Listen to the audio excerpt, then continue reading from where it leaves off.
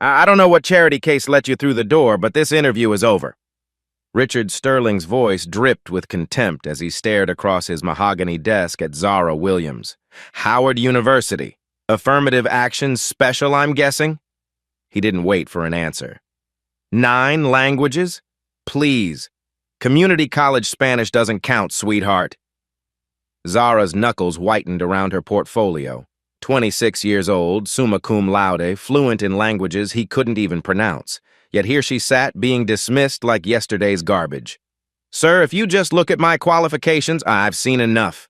Sterling's resume hit the trash with deliberate force. "Marcus, escort this girl out, and next time screen these people better." The word people hung in the air like poison. But in exactly 97 minutes, this same man would be begging her to save his billion-dollar empire. Have you ever watched someone's prejudice become their downfall? The elevator doors had barely closed behind Zara when Sterling's world began to collapse. Amanda burst through his office door, her face pale with panic. "Mr. Sterling, we have a problem, a massive problem." Sterling barely looked up from his phone. "What now?" "The Yamamoto Consortium just called. They're threatening to pull out of the acquisition unless we resolve the communication issues. The entire deal is falling apart." $1.2 billion. The biggest acquisition in Sterling Global's history. The deal that would cement his legacy as more than just his grandfather's heir. "Get the interpreter team on a conference call. We'll sort this out." Amanda's hands shook as she held up her phone. "Sir, the entire interpretation service just canceled. Food poisoning from the company lunch. All 12 interpreters are in the hospital." Sterling's coffee mug slipped from his fingers, shattering against the marble floor. Hot liquid spread across Italian leather shoes that cost more than most people's monthly rent. "What do you mean, canceled? The final negotiation is in 2 hours. I've called every interpretation service in Manhattan. Nobody has native speakers available for Japanese, German, Russian, Arabic, Portuguese, Mandarin, and Italian, not on 2 hours' notice." The blood drained from Sterling's face. 7 different countries. 7 different languages, 7 different ways his empire could crumble. His grandfather's oil painting seemed to glare down at him from the wall. 3 generations of Sterling men had built this company, and he was about to lose it all because he couldn't speak a single foreign language. "Sir?" Amanda's voice sounded distant. "What do we do?" Sterling stared at his trash can. Inside, crumpled and coffee-stained, lay a resume that mentioned 9 languages. The same resume he'd thrown away 3 minutes ago. "The girl," he whispered. "The one I just—" "Where did she go?" "Security escorted her out, sir. Per your instructions." Sterling's hands gripped his desk until his knuckles turned white. The irony hit him like a freight train. The answer to his prayers had been sitting in his office, and he'd thrown her away like garbage. "Find her," he said, his voice cracking. "Find her now!" Zara stood in the marble lobby, her reflection multiplied in the polished walls like a hall of mirrors showing her humiliation from every angle. The security guard's radio crackled behind her. "Marcus to the front desk. The girl from 42 is still in the building. She should leave. Walk out those glass doors and never look back." But something kept her frozen in place. Maybe pride, maybe the need to understand how someone could be so cruel. That's when she heard it. Sterling's voice, desperate and panicked, echoing through his office speakerphone. The door was still open from Amanda's frantic entrance. "Yamamoto-san is speaking too fast. I can't understand what he's saying. This deal is dying right now." Japanese voices poured through the speaker, rapid fire and increasingly agitated. Zara's head tilted instinctively. She'd spent 2 years in Kyoto, living with a host family who spoke no English. Her feet moved before her mind could stop them. "Excuse me." Her voice cut through the chaos as she appeared in Sterling's doorway.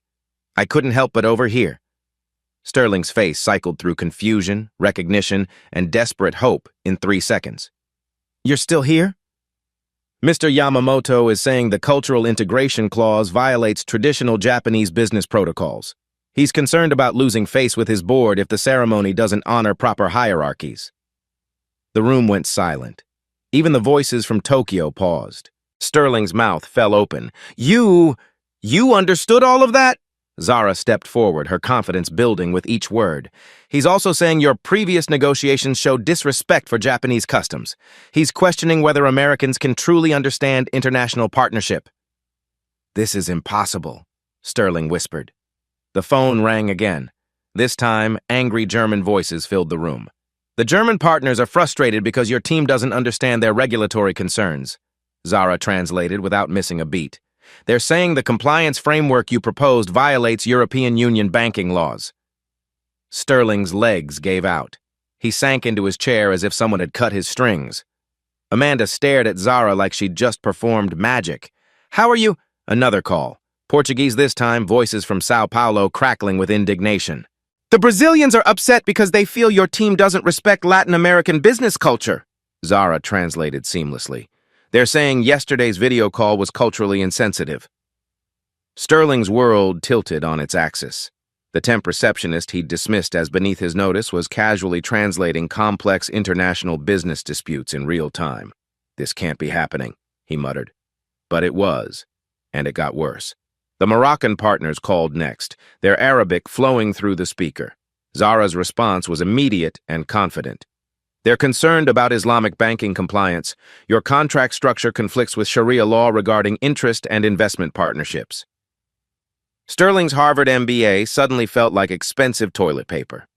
4 years of business school, and he'd never learned that different cultures had different banking laws. Sir, Amanda whispered, how is she doing this? Russian voices erupted from the speaker, formal and stern. The Russians are demanding guarantees about intellectual property protection, Zara continued, switching between languages like changing radio stations. They want assurance that American patent laws won't override their technology rights. Each translation hit Sterling like a physical blow.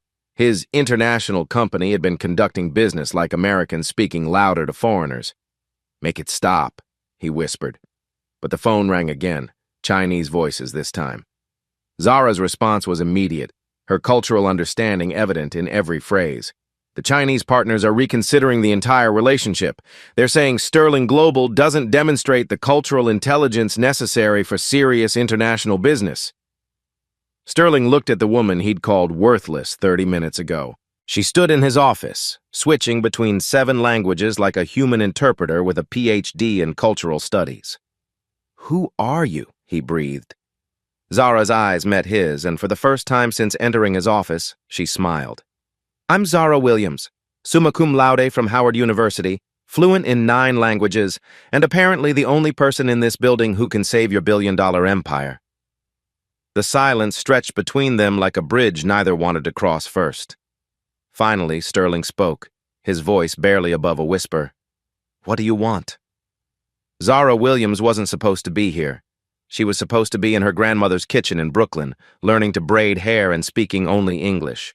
She was supposed to accept limitations, lower expectations, and make herself smaller. Instead, at age 5, she'd listened to her Moroccan mother argue with landlords in Arabic, and her Jamaican father negotiate construction contracts in patois-tinged Spanish. Languages weren't subjects to study, they were survival tools. By 12, she was translating parent-teacher conferences. By 16, she was the family's bridge to every bureaucratic office in New York. Her parents worked 3 jobs each, but somehow scraped together money for language camps and cultural immersion programs.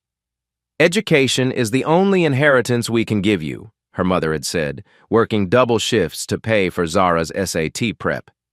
Howard University wasn't her parents' first choice. It was their only choice, full scholarship or no college at all. While Sterling was pledging Harvard fraternities funded by his trust fund, Zara was sleeping 4 hours a night, balancing work-study jobs with doctoral-level linguistics courses.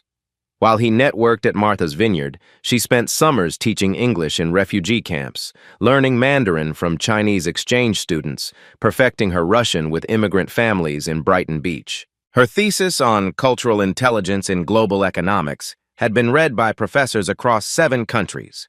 She'd consulted for UNESCO, translated for small nonprofits, mediated international disputes for organizations that couldn't afford Sterling's fees.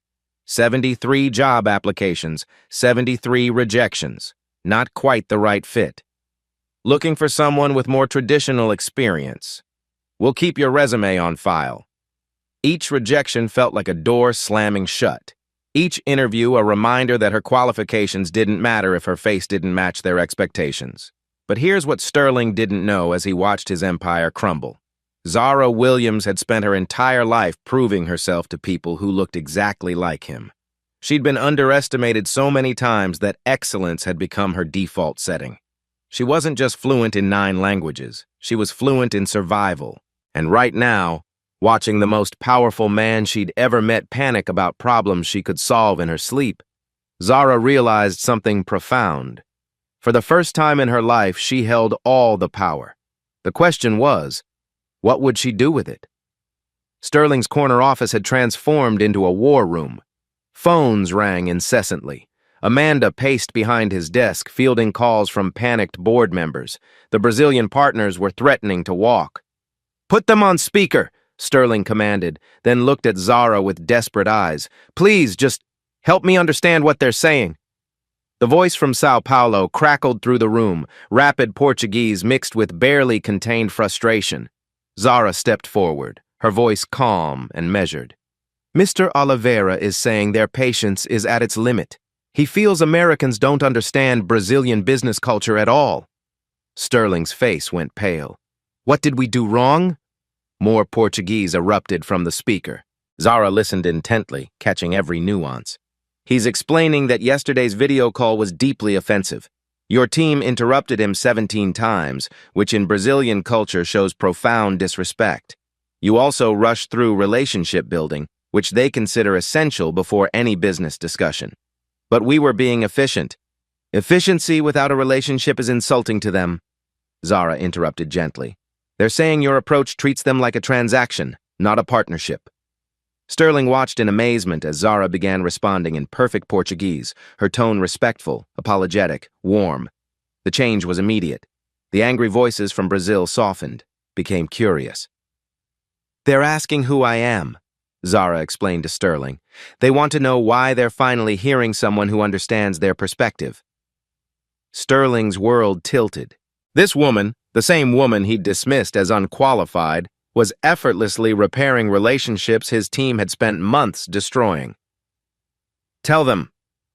Sterling paused, swallowing his pride like broken glass. "Tell them you're our new Director of Cultural Relations." Zara's eyebrows rose slightly, but she translated smoothly. The response from Brazil was immediate and enthusiastic. "They're excited," Zara reported. "They're saying finally someone who understands. They want to restart negotiations immediately, but only if I'm leading the cultural integration discussions."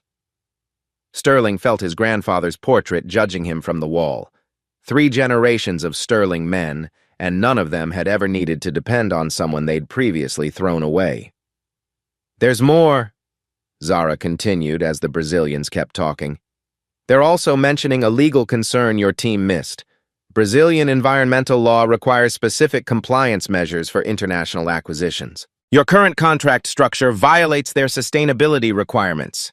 Amanda stopped pacing. "Our legal team never mentioned that." "Because they don't understand Brazilian regulatory frameworks," Zara explained. "Mr. Oliveira is offering to send their environmental compliance documents, but only if we demonstrate we have someone who can properly review them." Sterling's hands shook as he reached for his coffee, then remembered he'd shattered the mug earlier. "Can you review them?" "I wrote my graduate thesis on international environmental law in emerging markets," Zara said simply. "I'm familiar with Brazilian regulatory structure." The silence in the room was deafening. Sterling's Harvard MBA suddenly felt like a participation trophy. "Mr. Sterling," came the voice from Brazil, "we have been considering canceling all partnerships with American companies due to cultural insensitivity. But this young woman has changed our perspective completely. We want to triple our investment, but only if she manages the relationship." Sterling's mouth went dry. Triple the investment, from the woman he'd called worthless 20 minutes ago. "So," Zara said quietly, "what's it going to be?" Sterling's office felt like a pressure cooker about to explode. The Brazilian success should have been a victory, but instead, it exposed everything wrong with his empire. "We need to discuss this," Sterling said, his voice strained. "Privately." Zara nodded but didn't move toward the door. This was his office, his company, his crisis. If he wanted privacy, he could ask his own people to leave. Amanda lingered, pretending to organize papers. Sterling's senior VP, Marcus Webb, had appeared during the Brazilian call and now stood like a sentinel by the window. "So," Sterling began, pacing behind his desk, "that was impressive. But we're talking about $1 billion acquisition here. I can't just hand over negotiations to someone who—" He stopped mid-sentence, realizing he was about to say something that would destroy any chance of her help. "Someone who what?" Zara's voice was deadly quiet. Webb stepped forward. "What Richard is trying to say is that we need someone with proper credentials, someone who understands the corporate hierarchy here." Zara's laugh was soft and bitter. "You mean someone who looks like you?" "Now that's not fair," Sterling started. "Isn't it?" Zara opened her portfolio, the same one Sterling had dismissed. "Let me share my improper credentials." She pulled out a letter, creased from being folded and unfolded countless times. "Recommendation from Professor Yamamoto at Tokyo University, where I spent 2 years studying international business law." Another document. "Consulting work for the European Union on cross-cultural communication strategies." Another. "Published research in the Harvard International Review on Emerging Market Dynamics." Each paper landed on Sterling's desk like a slap in the face. "Here's one from the Sorbonne, another from University of Sao Paulo. Oh, and this one's from American University in Cairo, where I spent a semester studying Islamic banking principles." Webb's face had gone ashen. Amanda had stopped pretending to work. "You want to talk about corporate hierarchy?" Zara continued. "I've consulted for organizations in 7 countries. I've mediated disputes between Fortune 500 companies and international partners. I've prevented 3 trade wars that you've never heard of because I helped resolve them before they made headlines." Sterling sank into his chair. Each credential was more impressive than anything his Harvard network had ever produced. "But here's what really matters," Zara said, her voice gaining strength. 30 minutes ago, your company was about to lose the biggest deal in its history. Your team, your properly credentialed, appropriately hierarchical team, had managed to offend partners in 4 different countries. She picked up his trash can and dumped its contents on his marble desk. Coffee grounds, crumpled papers, and her resume spread across the surface like evidence at a crime scene. "This is what you thought of my qualifications." Sterling stared at the mess, unable to speak. "I saved your Brazilian partnership. I identified legal issues your attorneys missed. I repaired cultural damage your team didn't even know they'd caused." Zara's voice never rose, but it filled the room like thunder. "And I did it all while you questioned whether I belonged here." Webb opened his mouth to speak, but Zara cut him off. "The Japanese partners are calling back in 15 minutes. The Germans after that. The Russians, the Moroccans, the Chinese, they're all waiting to see if Sterling Global has finally learned how to conduct international business." She looked directly at Sterling. "You have 2 choices. You can keep questioning my credentials while your empire collapses, or you can admit that maybe, just maybe, you don't know everything about running a global company." The intercom buzzed. "Mr. Sterling, Tokyo's calling back. They sound upset." Sterling's hand hovered over the phone.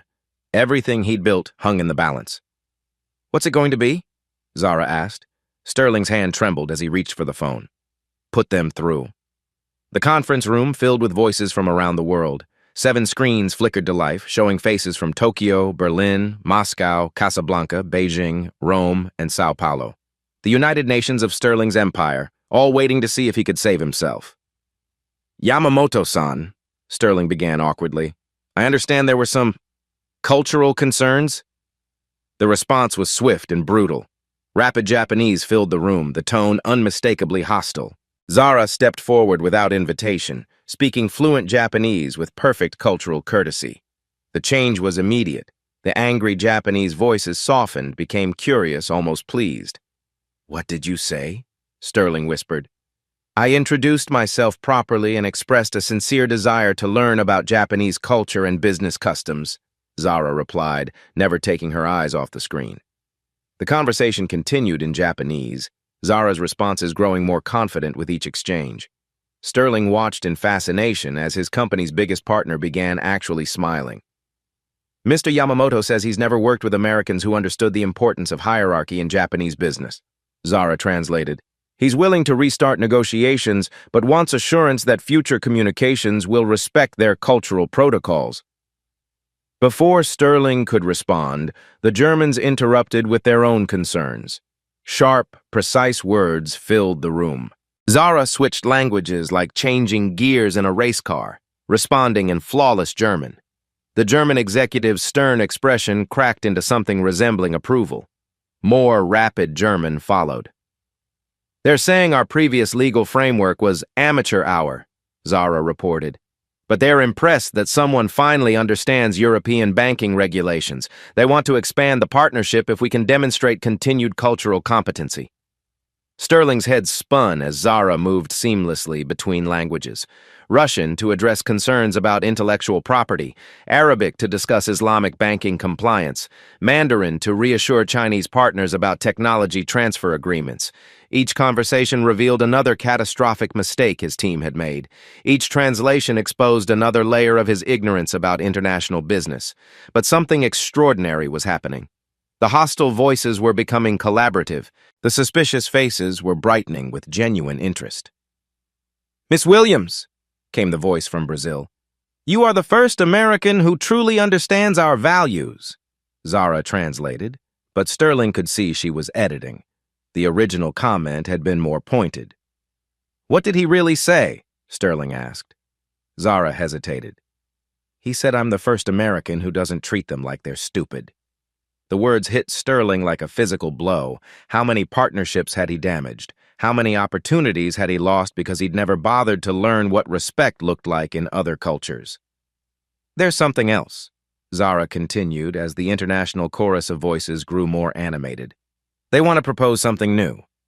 She listened to the overlapping conversations, her head tilting as she processed multiple languages simultaneously. They want to create an international cultural business charter. A framework that honors each culture's business values while creating unified standards for global partnerships. Sterling's mouth fell open. They want to work together? All of them? More than that, Zara said, her voice filled with wonder. They want Sterling Global to lead the initiative. They're saying this is the future of international business. The same company that had been hours away from complete collapse was suddenly being asked to revolutionize global commerce. Sterling looked at the woman he'd dismissed as worthless. She stood in his conference room like a conductor leading an orchestra of nations, creating harmony where he'd only managed to create chaos. "How is this possible?" he whispered. Zara smiled for the first time since entering his building. "This is what happens when you actually listen." Sterling's private office felt different now. The oil paintings of dead white men seemed to watch with new interest as he closed the door behind them. His hands shook as he poured himself 3 fingers of scotch. "I need to say something," he began, his voice hoarse from 2 hours of international crisis management. "What you just did there. I've never seen anything like it." Zara remained standing, her portfolio still clutched against her chest like armor. 30 years I've been in this business," Sterling continued, staring into his glass. "Built this company on what I thought was expertise. Turns out I've been conducting international business like a tourist with a loud voice." He walked to his trash can, reached inside, and pulled out her crumpled resume. Coffee stains had turned the edges brown, but the words were still legible. "Summa cum laude, 9 languages, cultural competency certifications from 7 countries. He smoothed the paper carefully on his desk. "I threw this away without reading it." Zara's grip on her portfolio loosened slightly. "You know what the worst part is? I built my reputation on international deals. Harvard Business School case studies written about my global vision. But you just proved I don't know the first thing about working with other cultures." Sterling opened his desk drawer and pulled out a frame, expensive mahogany with gold corners. He placed Zara's resume inside and set it prominently on his desk. "I'm offering you the position of Director of International Cultural Strategy. Starting salary $180,000. Direct report to the board, your own team, your own budget." Zara's eyebrows rose. "That's more than the position I originally applied for. That position doesn't exist anymore. What you just did, that's bigger than anything we've ever attempted." Sterling's voice grew stronger. I want you to design cultural competency training for our entire senior staff. I want you to review every international contract we've ever signed. I want you to help me rebuild this company the right way." For the first time since entering his office, Zara sat down. "There's something else," Sterling continued. He pulled out a crystal award from his credenza, the Sterling Excellence Award, typically reserved for 20-year veterans. "I want you to present our new cultural integration strategy at the annual shareholders meeting next month. 500 investors, international media, Fortune 500 executives." Zara stared at the award. "Mr. Sterling, I appreciate—" "I'm not finished." He leaned forward, his eyes serious. "I want to establish the Sterling Global Cultural Excellence Center. I want your methodology taught in business schools. I want other companies to license your approach." The magnitude of his offer hung in the air between them. "Why?" Zara asked quietly. Sterling was quiet for a long moment. "Because 30 minutes ago I was the CEO of a failing company who'd just thrown away the one person who could save it. Because I've spent my entire career thinking success meant surrounding myself with people who look and think exactly like me." He gestured to the international flags now visible through his window. "You didn't just save my deals, Zara. You showed me what real leadership looks like." Zara's eyes glistened as she finally understood. She wasn't just getting a job. She was getting the chance to change everything. The executive break room on the 42nd floor was a world away from the chaos of international negotiations. Zara sat alone at the marble island, nursing a cup of coffee that had gone cold an hour ago. Her hands still trembled slightly from the adrenaline of saving Sterling's empire. The door opened quietly. Carmen, the evening cleaning supervisor, wheeled her cart inside, then stopped when she saw Zara. "Oh, I'm sorry, miss. I didn't know anyone was—" "Please don't apologize," Zara said quickly, switching to Spanish. "I was just taking a moment to breathe." Carmen's eyes widened at hearing her native language. "You speak Spanish?" "9 languages, actually." Zara gestured to the chair across from her. "Would you like to sit for a moment? You look tired." Carmen glanced toward the door nervously, then sat down. "I heard what happened today. The whole building is talking about the woman who saved Mr. Sterling's company." "That's me, I suppose." Zara's voice carried no pride, just exhaustion. "I also heard how he treated you this morning, throwing your resume in the trash, calling security." Carmen's voice dropped to a whisper. "I've cleaned his office for 8 years. I've seen him do that to others like us." Zara looked up sharply. "Others like us?" Carmen pulled out her phone, showing Zara a photo of a graduation ceremony. "That's me receiving my doctorate in biochemistry from Universidad Nacional de Colombia. I came here 15 years ago, but my credentials aren't recognized, so I clean offices." The weight of those words settled between them like a stone. "Carmen, that's incredible. You're a scientist." "Was a scientist," Carmen corrected. "Here, I'm just the cleaning lady, but you proved that we belong in these boardrooms. You showed them that intelligence doesn't have a uniform." Zara felt tears building behind her eyes. "I was so focused on proving myself to Sterling, I never thought about everyone else watching." Carmen reached into her cart and pulled out a small paper flower, carefully folded from coffee shop napkins. "My daughter taught me this. She says when you throw away something beautiful, it doesn't stop being beautiful. It just waits for someone to notice." She placed the flower in Zara's palm. "You didn't just save his company today. You showed every Carmen, every Miguel, every Fatu in this building that our worth isn't determined by other people's blindness." Zara closed her fingers around the delicate creation. "What if I could change things? Not just for me, but for everyone." Carmen smiled, the first genuine smile Zara had seen all day. "Then maybe that man throwing away your resume was exactly what needed to happen. Sometimes the universe puts the right person in the right place at exactly the right moment." As Carmen wheeled her cart toward the door, she paused. "Your real work is just beginning, mija. Don't forget about us when you're changing the world." The paper flower felt impossibly light in Zara's palm, but somehow carried the weight of every dream deferred, every talent overlooked, every person dismissed, because they didn't fit someone else's narrow definition of worth.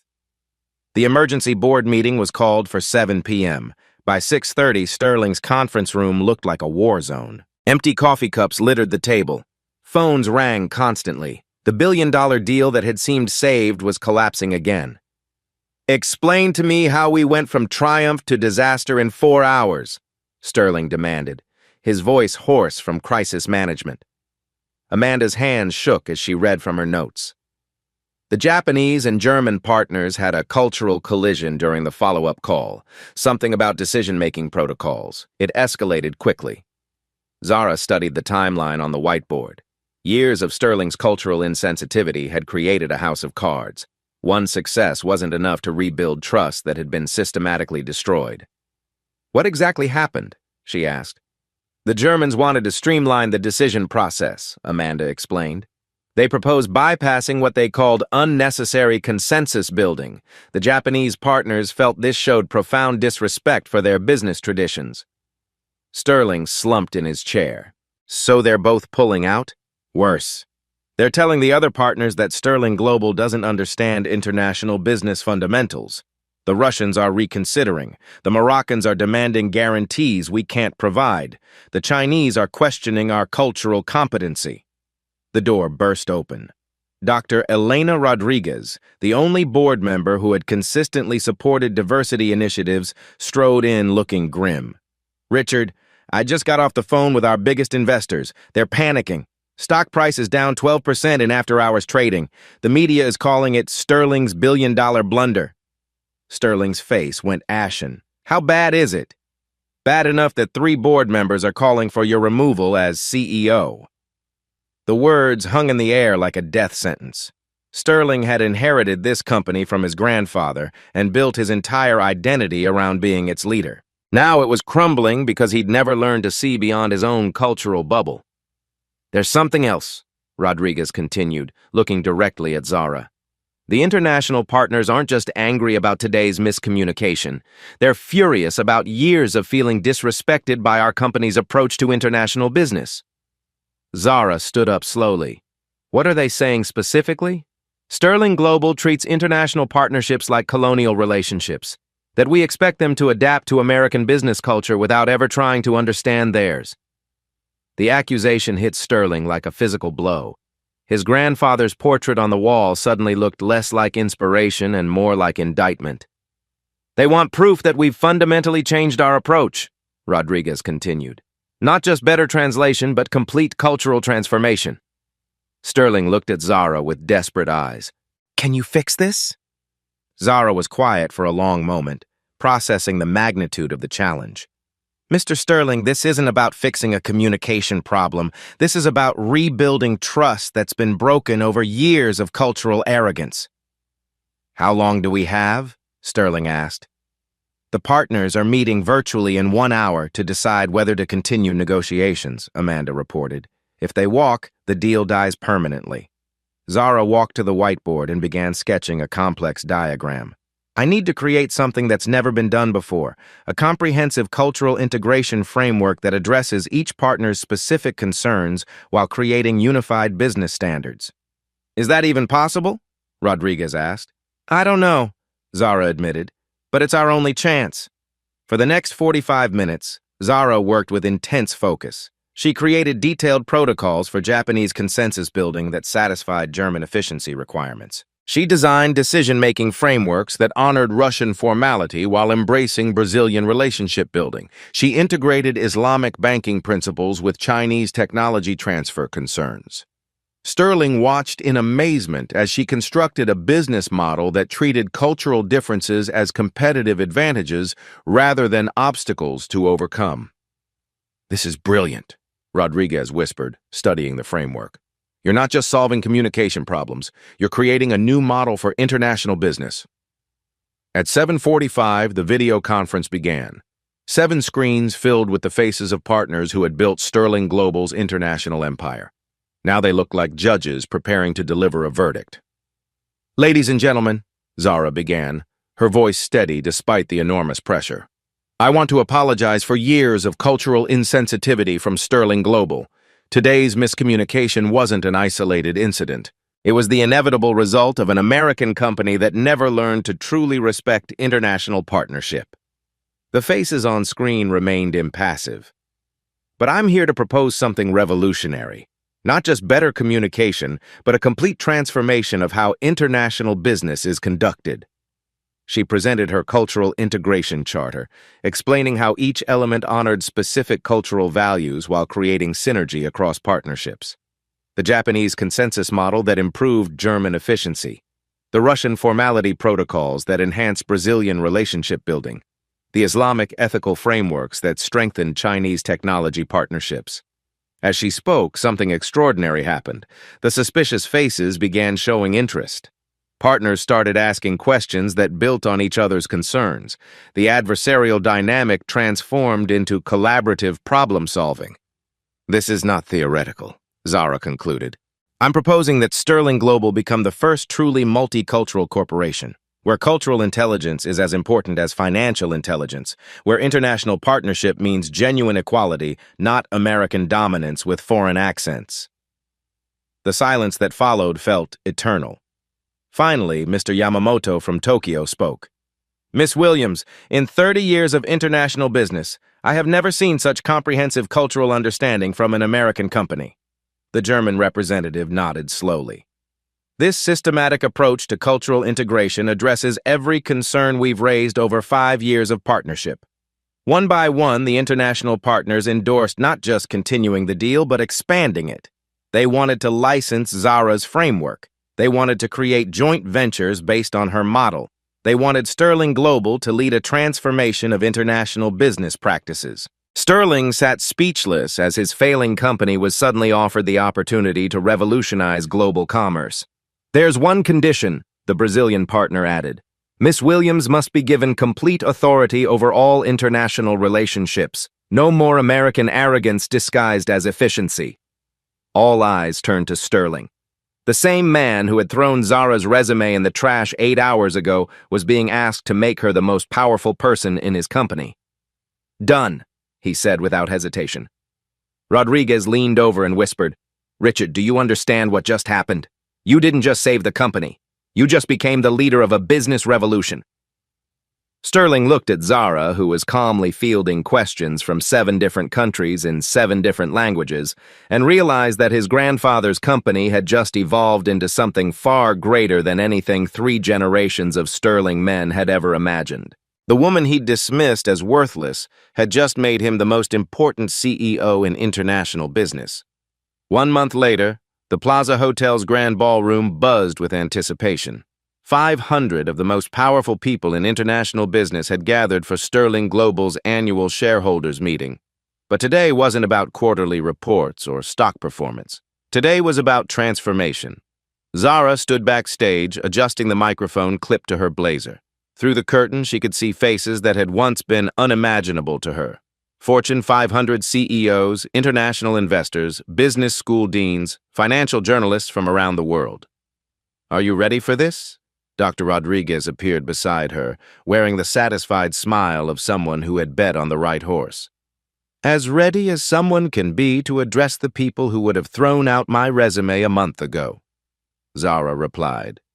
Times change. People change. Sometimes they have to. The lights dimmed in the ballroom. Sterling walked onto the stage, but his usual commanding presence was replaced by something humbler, more authentic. Ladies and gentlemen, 35 days ago, I made the most expensive mistake of my career. His voice carried across the silent room. I dismissed someone without reading her qualifications. I let prejudice cloud my judgment, and I nearly destroyed everything my family built over 3 generations. Murmurs rippled through the audience. This wasn't the typical corporate presentation they'd expected. That mistake almost cost us a billion-dollar acquisition. But more importantly, it almost cost us the opportunity to evolve into something better than we ever imagined possible. He gestured toward the wings. Today, I want to introduce you to the woman who didn't just save Sterling Global. She revolutionized how we think about international business. Zara walked onto the stage to polite applause that grew stronger as Sterling continued. Zara Williams was rejected by 73 companies before she walked into my office, including mine. We saw her resume and made assumptions based on her university, her background, her appearance. We were all wrong. The applause stopped. The room had gone completely silent. Sterling's voice grew stronger. In the past month, Zara's cultural integration framework has been implemented by 17 Fortune 500 companies. Harvard Business School is developing an entire curriculum around her methodology. The International Chamber of Commerce wants to make her approach the global standard for cross-cultural business. He turned to Zara. But tonight, she's going to tell you something that will change how you think about talent, opportunity, and what real leadership looks like. Zara stepped to the podium, looking out at an audience that represented the pinnacle of American business power. A month ago, most of these people wouldn't have given her a second glance. Thank you, Mr. Sterling, but before I begin, I want you to know that this speech will be different from what you're expecting. She pressed a button on her remote. The screen behind her showed a simple photograph, her resume, crumpled and coffee-stained, sitting in Sterling's trash can. This is where my qualifications ended up 35 days ago. Summa cum laude from Howard University, fluent in 9 languages, research published in international journals. All of it was dismissed in 30 seconds because it didn't match someone's expectations. The audience shifted uncomfortably. But I'm not here to shame anyone. I'm here to show you what you're missing when you make decisions based on assumptions rather than evidence. She clicked to the next slide. A world map highlighting Sterling Global's new international partnerships. In the past month, our cultural integration framework has increased international partnership satisfaction by 89%. Revenue from global operations is up 43%. We've prevented 7 potential trade disputes that could have cost billions in lost business. The numbers spoke louder than any accusation. But here's what's more important. She clicked again. The screen showed photographs of people, Carmen in a laboratory coat, Miguel in a boardroom presenting to executives, Fatu meeting with African business leaders. Carmen has a doctorate in biochemistry from Columbia. For 8 years, she cleaned offices because her credentials weren't recognized. Today, she leads our environmental compliance division. The audience began paying closer attention. Miguel has a master's in international economics from Mexico City. He worked security for 6 years. Now he manages our Latin American partnerships. Another photo appeared. Fatu has degrees in international relations from Senegal and speaks 5 languages. She served food in our cafeteria. Today, she's developing our African market expansion strategy. Zara let the implications settle over the room. Ladies and gentlemen, talent doesn't have a pedigree. Excellence doesn't come with the right accent or the right zip code. The most expensive mistake in business isn't a bad investment. It's overlooking genius because it doesn't match your expectations. She clicked on a new slide showing statistics. In the past month, Sterling Global's Hidden Talent Initiative has identified 47 employees working below their qualifications, 47 solutions to problems we didn't even know we had. The applause started slowly, then built as the implications became clear. We're not just changing hiring practices. We're changing how we see potential. We're proving that diversity isn't charity, it's competitive advantage. Sterling watched from the side of the stage as his company's transformation was documented in real time. Financial journalists were taking notes, business school professors were recording her speech, competitor CEOs were calculating how quickly they could implement similar programs. The cultural integration framework isn't just about language translation, Zara continued. It's about recognizing that different perspectives create better solutions. That cultural intelligence is as valuable as financial intelligence, that the future belongs to organizations brave enough to look for talent everywhere, not just in the places they've always looked. She clicked to her final slide. A simple quote in multiple languages, all saying the same thing. Excellence has no nationality. 35 days ago, I was unemployed, living with roommates, wondering if my education was worthless. Today, I'm standing before you because one man was brave enough to admit he was wrong and smart enough to recognize potential when he finally saw it. She turned to Sterling. But this isn't about me. This is about every qualified person sitting in every reception area, cleaning every office, serving every meal, who has skills we desperately need but refuse to see. The standing ovation began before she finished speaking. Sterling joined her at the podium, holding the Sterling Excellence Award, the company's highest honor. "Ladies and gentlemen," he announced, "I'm proud to present the first annual Sterling Global Cultural Innovation Award to Zara Williams, our Chief Cultural Integration Officer and the architect of the future of international business." As Zara accepted the Crystal Award, cameras flashed throughout the ballroom. Tomorrow, her story will be featured in business publications around the world. Harvard would offer her a teaching position. 3 competing companies would try to recruit her. But tonight, holding Carmen's paper flower in her pocket and looking out at an audience that finally saw her worth, Zara Williams understood that the real victory wasn't personal recognition. It was proof that when one door opens for someone like her, it becomes easier for the next person to walk through. 6 months later, Zara stood before the United Nations General Assembly, addressing delegates from 193 countries. The girl who had been dismissed from a job interview was now speaking about economic inclusion on the world's biggest stage. "Excellencies, distinguished delegates," she began, her voice carrying the same quiet confidence that had saved Sterling Global. "Today I want to talk about the most wasteful form of economic inequality, the systematic overlooking of human potential." In the audience, Sterling watched with genuine pride. His company's stock had reached all-time highs. The cultural integration framework was now taught in business schools across 4 continents. But more importantly, he had learned to see talent where he'd never looked before. The Williams Protocol, as Harvard Business School had named it, was being implemented by 68 multinational corporations. Carmen's biochemistry research had led to 3 breakthrough patents. Miguel's economic insights had opened markets in 7 Latin American countries. Fatu's cultural intelligence had prevented 2 international trade disputes. "But this isn't just a business story," Zara continued from the UN podium. "This is about recognizing that excellence exists in every community, every background, every circumstance. The question isn't whether talent is evenly distributed, it is. The question is whether there will be an opportunity." She clicked a slide showing statistics that made delegates lean forward in their seats. In the past 6 months, companies using cultural integration protocols have identified over 2,000 employees working below their qualifications, 2,000 solutions to problems we didn't even know we had, 2,000 examples of potential waiting to be recognized. The numbers told a story of systematic waste. Brilliant minds cleaning offices, multilingual experts serving food, innovative thinkers driving delivery trucks, not because they lacked ability, but because they lacked opportunity. Right now, someone brilliant is being overlooked in your office, your community, your daily life, Zara said, her voice growing stronger. The person cleaning your building might have advanced degrees. The person serving your coffee might speak 5 languages. The person you walk past every day might have exactly the skills your organization desperately needs. In conference rooms around the world, executives were watching the live stream, taking notes and calculating the cost of their own blind spots. Sterling's phone buzzed constantly with interview requests.